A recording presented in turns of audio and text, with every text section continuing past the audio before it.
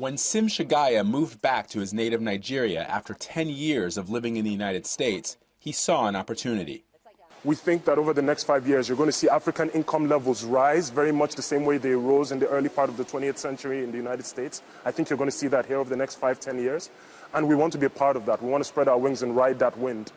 Once tipped to be the next big thing to come out of Africa, dubbed as the Alibaba of Africa by many people, Konga had a promising beginning. What happened to Konga.ng, and why did they fail to meet expectations of becoming the biggest e-commerce company in Africa? Konga was founded by Sim Chagaya in 2012 in Nigeria, an e-commerce retailer, and later an online marketplace, by allowing third-party sellers to sell on the platform. Launched around the same time Jumia was launched in Nigeria, Konga seemed to be the leading e-commerce player at the time, with an African founder and an experienced team who understood the African market very well than the foreign co-CEOs of Jumia. 2012 was a fierce battle among e-commerce companies, with few people who only knew about online shopping, which means the market was pretty small, and the one who wins the larger customer base wins the market. Konga was well ahead of the curve, won the heart of millions of Nigerian online shoppers by building a trustworthy brand. But what went wrong? Today, most people outside of Nigeria have never heard of Konga, or do not even know they exist. However, Jumia, their earliest competitor, has become the largest e-commerce company in the continent, and the leading e-commerce website in most of the countries it operates. Konga, on the other hand, failed to expand outside of Nigeria, despite raising millions of dollars of funding. In this video, we will dive into the story of Konga, why it failed to live up to expectations, and what is the current state of the company. These is the rise and fall, and rise again of Konga. Hello. Welcome to Instacom TV. If you are new here, welcome. On this channel we share videos on entrepreneurship, career development, startups, and many helpful content for you to be motivated and grow personally and professionally. If you are not subscribed yet, kindly do us the favor and subscribe. We share amazing videos every day. Turn on the notification bell to never miss any of our videos. In 2012, Nigeria had about 160 million populations, and internet penetration was increasing. It was estimated to have increased from 7% to 29% from 2007 to 2012. More people were coming and with limited shopping malls in the Nigeria at the time. A lot of retail transactions were done offline and informal, so you will assume smart entrepreneurs will look at the stats and build internet businesses. People were looking to explore online. Many entrepreneurs also believed Africa was ready for e-commerce, offering the new online users a way to buy and sell online. But it was never going to be an easy thing to do. Here are some of the initial challenges. No logistics infrastructure to deliver products. No online payment system to accept payment and facilitate transactions. These were the days before Paystack and Flutterwave, or even fintech, will become a thing in Africa. And the major challenge among all was lack of trust by online users. Because of Nigeria's history with internet frauds, Nigeria had all these challenges going, coupled with government regulations. Internet was a new thing in Africa, and most African governments have still not found their way around it in terms of regulation. Everyday internet users were just exploring the potentials of the internet, so it was not surprising that most people did not trust online shopping at the beginning. But Sim Chagaya believed Nigeria was ready for e-commerce. Let's take a moment to talk about Sim Chagaya. Born into a military family in Nigeria, he had his basic education in a military schools area. Went to George Washington University to study electrical engineering.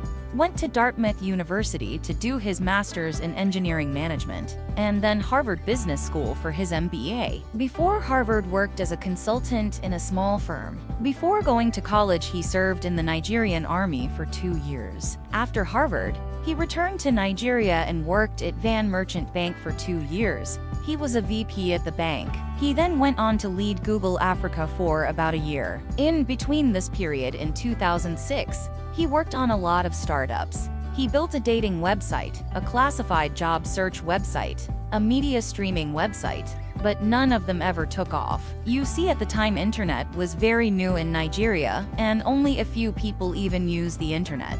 so we could say his startups were way ahead of time. Currently, we have the likes of media streaming companies like Iroko TV, job websites like Jobberman, and dating websites in Nigeria. But at the time, they didn't work for him. But his most successful company before Konga was an outdoor advertising company, Emotion. It was basically an advertising company that owned billboards that they leased to companies to run their advertisements. As the internet fever was catching on in Nigeria, he decided to try another internet startup.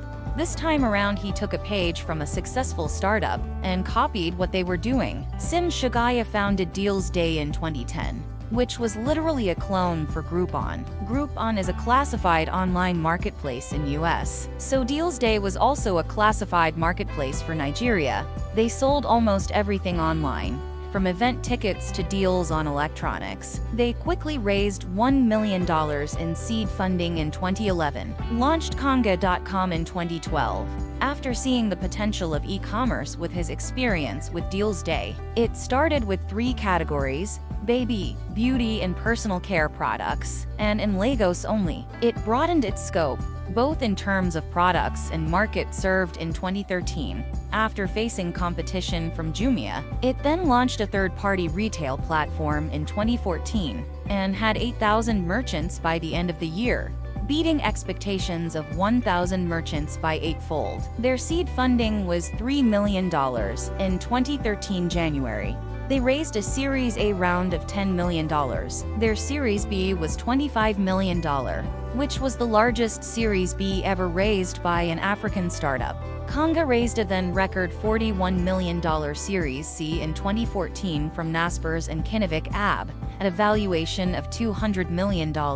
In total, Konga has raised $79.5 million in 4 funding rounds. It has since launched other products like Konga Pay, its in-house online payments facilitator; Konga Travel, an online travel marketplace; Konga Express, its own logistics provider; and just like Alibaba's Tmall in China, Konga also launched Konga Mall third-party marketplace. It later rebranded Konga Mall as Konga Marketplace. With all these millions of dollars in funding and suite of products launched quickly, you should understand why the hype around Konga to be the Amazon of Africa made sense. They weren't the only company raising this crazy amount of monies. Jumia, their closest competitor, was also raising crazy amount of money and expanding internationally.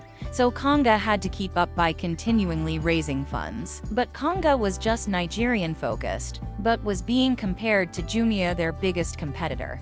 One might argue it was the competition that brought about the fall of Konga. Konga had just 2 investors on their cap table, but Jumia was owned by one of the biggest investment group in the world, Rocket Internet, and had international investors with deep pockets. Their competition went for so long, it even got to a time they had to sabotage each other in public. It was bloodbath to dominate the e-commerce market in Nigeria. Konga engaged Jumia domain war in 2014. Jumia registered some Konga domains outside Nigeria, which caused huge uproar in the technology scene. Konga had been talking up the possibility of expanding outside Nigeria, which Jumia was already doing, with Jumia having operations in more than 8 countries across Africa. It was like Uber and Lyft ride-sharing competition in US. In this case, the Alibaba of Africa, Konga versus the Amazon of Africa, Jumia. These 2 competitors also indulged in fierce marketing, huge spending to acquire customers, promotions and discounts to edge each other out. This practice was not new in the e-commerce market. Amazon in the US lower their prices to kill competition. They even sometimes offer free services just to take market share from competitors. Alibaba in China also launched Taobao and made it free just to push eBay out of China. But these were global tech giants making billions of dollars in revenue, compared to the few millions Jumia and Konga was making in Nigeria. But with Jumia, since they operated in other markets, they could afford to lose money in Nigeria to beat Konga, while making money in other markets. But Konga didn't have this luxury of getting extra revenue elsewhere, since they were focused on just Nigeria. Jumia was not even the only competitor Konga was facing in Nigeria. Their informal market is still a big competitor to e-commerce till today. And back then people trusted the offline retailers than e-commerce websites. E-commerce was a tough business in general. Even Amazon, the biggest e-commerce in the world, is not even profitable. Like most e-commerce businesses are not profitable. Konga's investors weren't patient enough and wanted to see some cash. As you know, cash is king.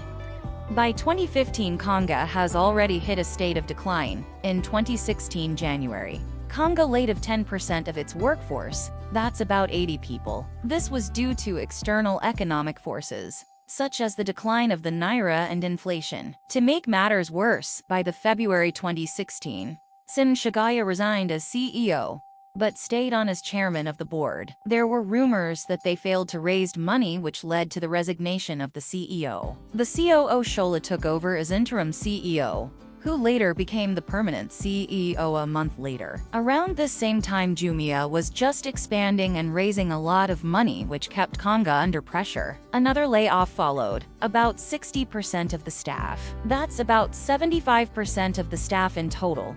They cut down cost, closed some of their businesses, but it seems the end was just near, and nothing could save them anymore. So in 2018, after 6 years of a promising start, Konga was forced to sell. Xerox, a Nigerian firm that manufactures and distributes computers, acquired Konga for meager $10 million. A massive loss for their investors. Kinnevik and Naspers, its long-term investors, lost a combined 93% return on investment. On 1 May 2018, Xerox merged Konga.com with its emerging retail outfit, Udala, into a newer, bigger company, maintaining the Konga brand name. The new Konga combined the online e-commerce strength of Konga.com and the expansive branch network of Udala to execute pure omni-channel retail for the first time in Africa. Following the acquisition, a few changes were made to the Konga leadership. In March 2018, the company appointed Olusegun Ihogun, former UAC Foods and Unilever executive, as its chairman. Later that month, Shola Adekoya resigned from his role as Konga CEO to be replaced by Nick Imudia, the immediate past regional director TCL Alcatel, and Prince Nnamdi Eket, the founder of Udala. Just as everyone seems to have forgotten about Konga, Forbes came out with a shocking article with the headline "Konga will dominate e-commerce in Africa." This information was revealed in a special feature that appeared in the Forbes Africa edition. Forbes is a global media firm that focuses on business investment, technology, entrepreneurship, leadership, and lifestyle. In addition to praising Konga's remarkable growth trajectory, Forbes also highlighted the numerous successful subsidiaries that have helped the Konga Group grow into a powerful, flourishing e-commerce ecosystem. KongaPay, a Central Bank of Nigeria, CBN-licensed fintech platform and a pioneer in the Nigerian e-wallet market, was also highlighted as playing a crucial role. Reviewing the company's performance after the acquisition reveals that the brand grew by almost 800%. This exceeds expectations in the continent's e-commerce sectors. According to the report,